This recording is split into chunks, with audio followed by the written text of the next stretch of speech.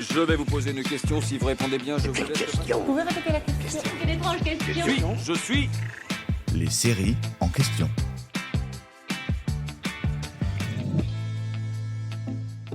La Casa de Papel a beau être finie depuis décembre 2021, elle reste l'une des séries incontournables de Netflix. La première, dans une langue non anglaise, à avoir été autant regardée dans le monde entier.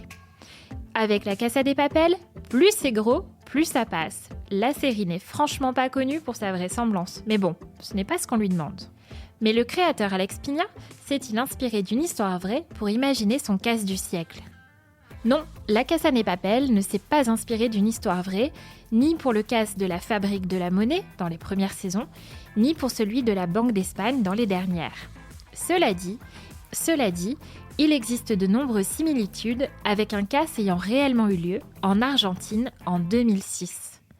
Un groupe de voleurs a pénétré dans une banque avec des fusils jouets. À la tête de la bande se trouvait un homme appelé El Maestro, le maître. Ça nous rappellerait pas un peu notre beau professeur, ça ? Les voleurs ont réussi à sortir avec leur butin par un tunnel qu'ils avaient creusé et n'ont pas blessé un seul de leurs otages. Un casse mené sans violence donc, avec un chef de bande qui voulait jouer les Robins des Bois.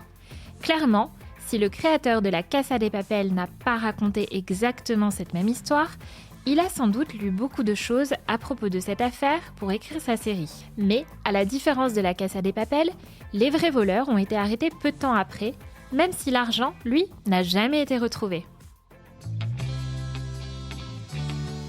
J'espère que cet épisode vous a plu.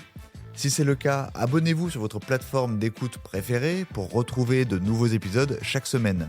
Et si vous en voulez plus, découvrez aussi la télé en question et le ciné en question sur les plateformes d'écoute et téléloisirs.fr. À bientôt.